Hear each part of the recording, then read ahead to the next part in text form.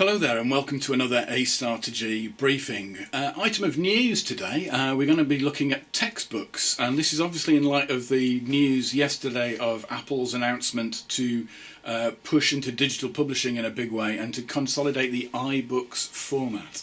Very interesting product launch yesterday. If you've got an hour and a half to spend, sit and watch the video on Apple's website, which explains what they're doing. But let me just try and put some of the stuff they announced into a bit of a context and to explain why I think this is important. So yeah, they've announced a new development within iBooks. Now, Apple has always been an IT player in education, and it's not unusual to find Apple products, Apple computers in schools and colleges across the key stages. They do seem to be just about everywhere. Now, at $399, I'm sure you've all played with an iPad now.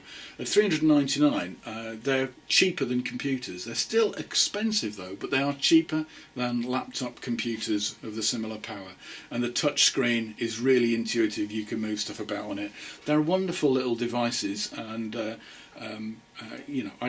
can't recommend them enough. And there's lots made by other manufacturers, but of course they aren't the kosher Apple thing. We'll talk about that in a second.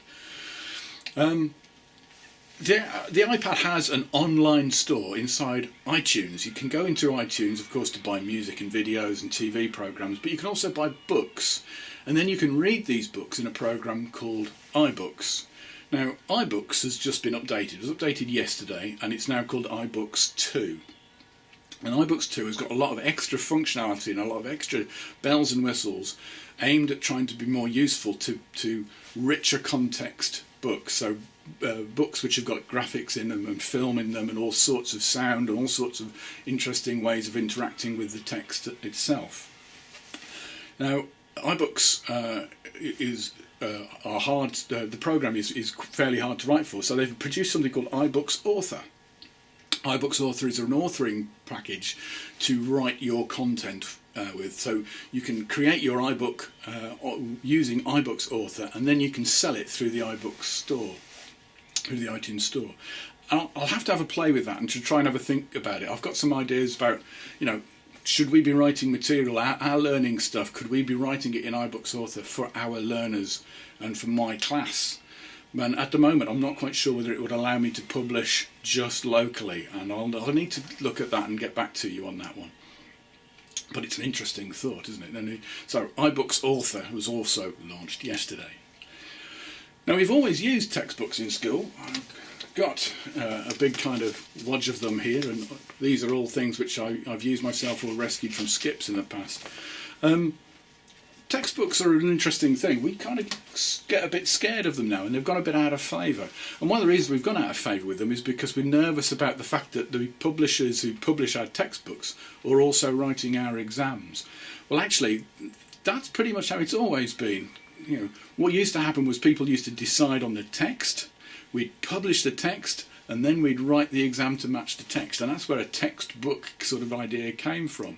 So you chose which plays, which poems, and which texts you wanted the student to study, produced it in a booklet, and then you wrote the test to test whether they'd learnt their knowledge properly. And that's what a textbook is, and that's what happens. I think the only issue is the same. It's the publisher who is the same agency who are assessing whether the learner has been successful or not. That's the dodgy bit.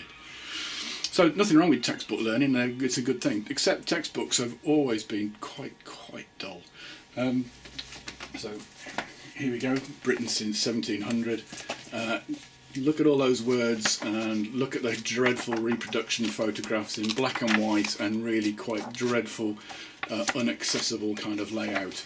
It's still available in schools, and I think people still use this. The iBooks format, of course, blows that apart. Moving pictures, lots of incredible content which you can move around, take notes on screen, whatever. Have a look at the demonstration videos, which addresses are given below. Apple's page design, of course, is their power. They make their material so accessible. You can get inside the text, move it around, rotate the screen, and live with the text rather than just have the text be square with you. So it does become quite an interesting way of learning and an interesting way of interacting with stuff. Can just become wow, but it's up to the learner to really, and the teacher as well, to make sure that the text is what you learn, the knowledge does get assimilated.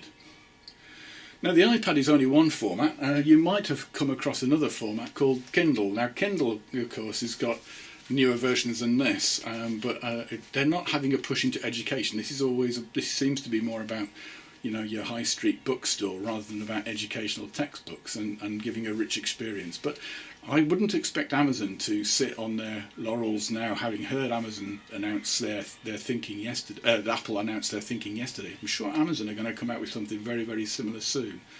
And we're going to have quite an interesting debate and an interesting fight between Apple products and Amazon products to see what the future might hold. It's going to be very interesting.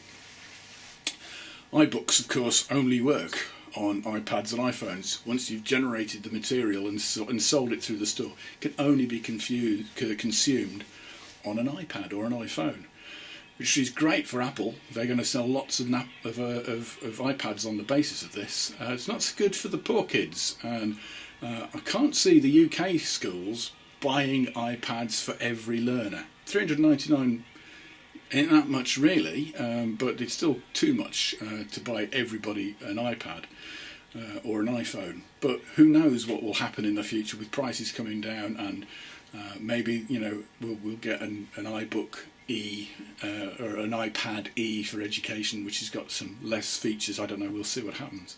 Apple did win the music world, and Apple could quite easily win the educational book world or even the book world. So it's just going to be an interesting thing to see how this goes. It's an incredible piece of news, and great to hear that a company like Apple are really interested in the educational world.